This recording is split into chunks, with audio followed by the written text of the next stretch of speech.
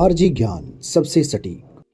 अगर आप हिंदू हैं तो हो सकता है कोई आपसे आपका धर्म पूछे और फिर आपको गोली मार दे, क्योंकि यही हुआ है कश्मीर में। कश्मीर के पहलगाम में मंगलवार को आपने अब तक ये खबर तो सुन ली होगी कि किस तरीके से लोगों की हत्या की गई आतंकवादियों के द्वारा, और सिर्फ एक सवाल पूछा गया, ना ही उनसे कोई और सवाल पूछे गए कि आप किस राज्य के आप रहने वाले हैं, किस देश के रहने वाले, बस ये पूछा गया आपका नाम क्या है। और जैसे ही वो नाम बताते थे और जैसे ही वो अपने धर्म के बारे में बताते थे, तुरंत आतंकवादी उनको गोली मार देते थे। और जो लोग अपने धर्म के बारे में नहीं बता रहे थे तो उनकी पैंट उतारी जाती है, उनका धर्म चेक किया जाता है, ये किस धर्म से संबंधित है, फिर उनको गोली से उड़ा दिया जाता है। प्यारे भाई, इतने लोगों की जान कश्मीर में गई है और पूरे भारत के अंदर जबरदस्त तरीके से प्रदर्शन किया जा रहा है उन आतंकवादियों का कि उन आतंकवादियों से हमें बदला लेना है।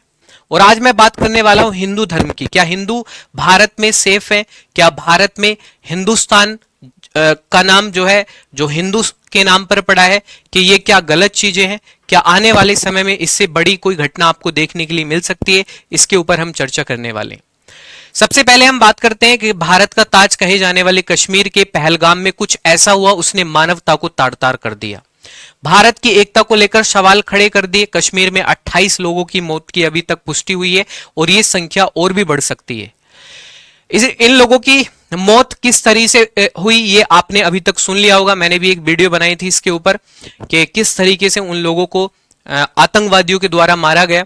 और आतंकी पर्यटकों के पास आते हैं, उनसे उनका धर्म पूछते हैं और उन्हें बोलते हैं कि आप कलमा पढ़ें, और जो लोग कलमा नहीं पढ़ रहे थे उनकी हत्या कर दी जाती है, उनको जान से मार दिया जाता है। यह घटना पहलगाम में उस जगह हुई जिसे मिनी स्विट्जरलैंड के नाम से जाना जाता है और पर्यटकों के लिए वह एक पसंदीदा स्थल था। और यह खुला पहाड़ी मैदान है जहां घाटी के खूबसूरत नजारों का दीदार होता है, लेकिन मंगलवार को यह स्थान खून खून और दहशत से भर गया था।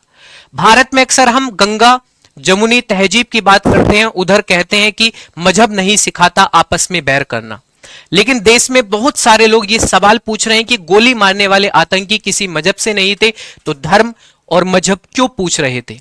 बड़ा अफसोस हो रहा है वास्तव में कि ये जो सवाल पूछा गया उन लोगों से, ये इस बात को दर्शाता है कि भाई लोग आज भी धर्म और मजहब को अभी भी मानते हैं और अपने धर्म को बढ़ाने के लिए, अपने मजहब को बढ़ाने के लिए लोग अभी भी कुछ भी कर गुजरने के लिए तैयार है।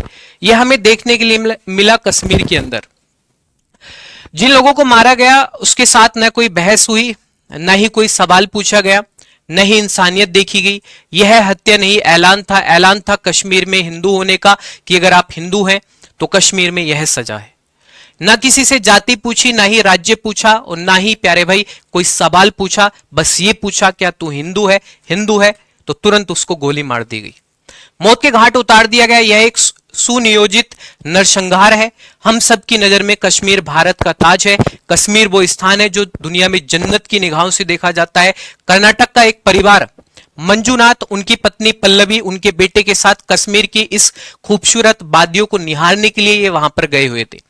आतंकी आते हैं, उनसे सवाल पूछते हैं तू हिंदू है, और वो बोलते हैं मैं हिंदू ही हूं। तुरंत उनको गोली मार देते हैं। उनकी पत्नी पल्लवी बोलती है कि जब इनको गोली मार दिए तो मुझे भी मार दो, मेरे पति तो इस दुनिया में नहीं है और मैं भी दुनिया में इस नहीं रहना चाहती हूं।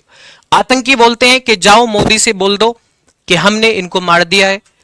अब इसके बाद प्यारे भाई बहुत से सवाल खड़ा होते हैं और ये शब्द मेरी अंतरात्मा को झकझोर कर रहे हैं कि जब उन्होंने ये बात बोली कि मोदी को जाके बोल दो, मतलब सीधा सीधा जो है किसी एक धर्म को टारगेट बनाना। और हम दिन रात संविधान की बात करते हैं, संविधान कहता कि हम सब बराबर हैं। भारत एक धर्मनिरपेक्ष राज्य है, यहां सभी धर्म को मानने वाले लोग रहते हैं, ये संविधान में लिखा गया है।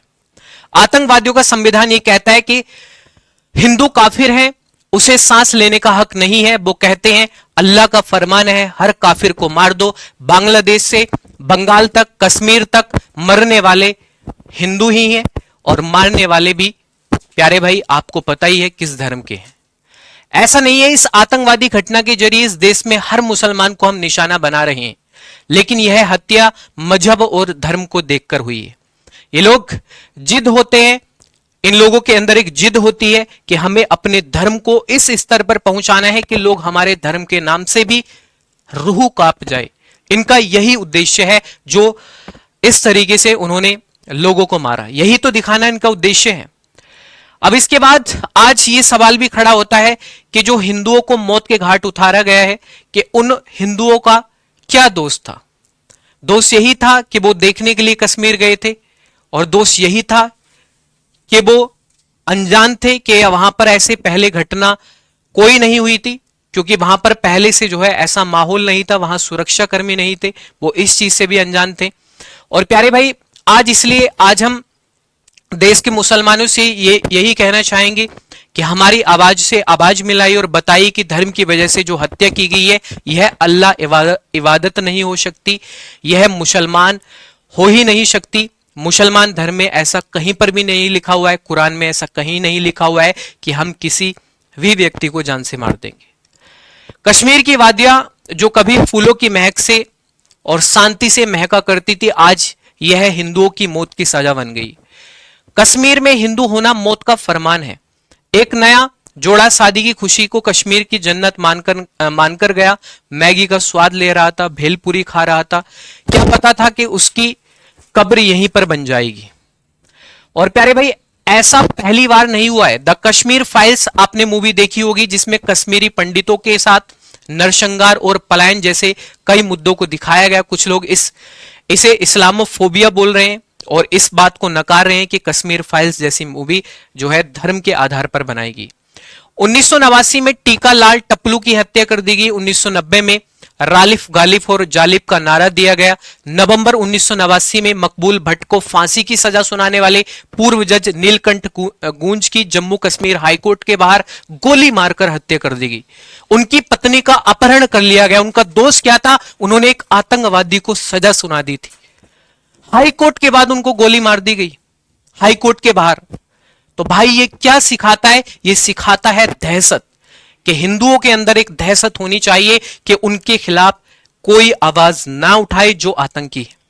दिसंबर 1989 में अनंतनाग में वकील प्रेमनाथ भट्ट की गोली मारकर हत्या कर दी जाती है, लेकिन बदला क्या? आज भी नाम पूछ कर लिया जा रहा है।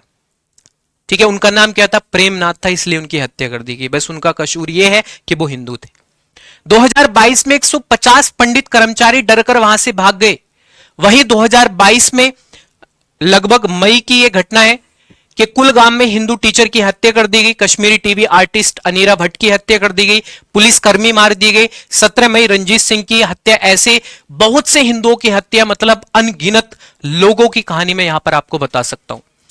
अब पहलगाम में पर्यटकों की हत्या, अब नहीं तो कब कहेंगे कि यह नरसंहार नहीं, यह हिंदुओं का सुनियोजित नरसंहार है। फरवरी 2019 में पुलवामा अटैक हुआ, जिसमें हमारे 47 जवान शहीद हो गए, और उन जवानों के छोटे छोटे बच्चे, उनके मां बाप आज इस सदमे को नहीं भूल पाए। आज भी हम भी नहीं भूल पाए। हो सकता है आप 10-12 दिन बाद ये सब बातें भूल पाए, लेकिन जिसके अपने गए वो कभी नहीं भूल पाएंगे। वो हमेशा याद रखेंगे कि हमारे बेटे की शादी 7 दिन पहले हुई थी, वो घूमने के लिए कश्मीर गया हुआ था, और उसके साथ क्या हुआ। उनकी रूह कांप जाएगी ये सोचकर भी। आतंकवादी एक बार फिर हिंदुओं को ही निशाना बता रहे हैं, हिंदुओं को ही निशाना बना रहे हैं, और यह संयोग नहीं, सुनियोजित साजिश है। आतंकवादियों को हिंदुओं का खून बहाना एक शौक बन गया है उनके लिए। उनको न भाषा, न राज्य, और प्यारे भाई न ही उनको किसी अन्य धर्म से कोई वैर है। उन्हें सिर्फ वैर है तो हिंदुओं से वैर है। और प्यारे भाई, आज सवाल इस देश की सरकार से भी है, इस देश के प्रधानमंत्री और गृह मंत्री से भी है। जब आप दावा करते हैं कि देश सुरक्षित हाथों में है, तो ये हमला कैसे हुआ? ये हमला कैसे हुआ जब आप बोलते हैं कि ये देश सुरक्षित हाथों में है? सरकार बार बार कहती है कि नोटबंदी हमने कर दी, उसके बाद जो है भारत से भ्रष्टाचार समाप्त हो गया।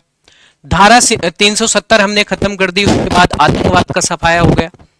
वर्ष 2020 में जब ट्रंप आए तो दिल्ली जली, अब अमेरिका के उपराष्ट्रपति आए तो कश्मीर में यह नरसंहार हुआ। बिना भाषण, बिना दिखावे के कश्मीर में अगर हिंदू होना गुनाह बन गया है, तो फिर सरकार की खामोशी पर सवाल उठेगा, क्योंकि सरकार को यह जवाब देना होगा। मोदी सरकार के राज में अगर हिंदू की पहचान उसकी मौत बन जाए तो किसके आगे हम शांति की बीन बजाएंगे कि हमें शांति दे दो और इस देश को सुरक्षित कर दो। कश्मीर सिर्फ हिंदू का नहीं है बल्कि भारत का ताज है, मुकुट है, और यह हमला भारत की एकता अखंडता पर भी किया गया। भारत के मुकुट पर खून का खेल अब और नहीं। आतंकवाद को कुचलना जरूरी है। अब यह स्वीकार करना होगा कि लड़ाई सिर्फ कश्मीर की नहीं, भारत की है। यह मानवता की लड़ाई है। आतंकवाद को जड़ से खत्म करना होगा और ये समाज में जीने का हकदार नहीं है आतंकवाद। ये मैं आपसे कहना चाहता हूं इस वीडियो के माध्यम से। प्यारे भाई, अगर मेरी बातें आपको पसंद आई हैं, जो भी मैंने बोला है, कुछ लोग शायद इसको पसंद न करें, तो प्यारे भाई बस मैं आपसे आज यही रिक्वेस्ट करूंगा, क्योंकि वास्तव में मेरी आवाज में आपको एक दर्द तो दिखाई दिया होगा, एक दर्द तो सुनाई दिया होगा कि मुझे पीड़ा है उन लोगों की जो 28 लोग मारे गए। ठीक है, आप सोच रहे होंगे कि हमारे अपने नहीं थे। बेटा, अपने ही थे हमारे। ठीक है, अपने ही थे हमारे, वो हमारे देश के थे वो। और वास्तव में पूरा देश आज दुखी है।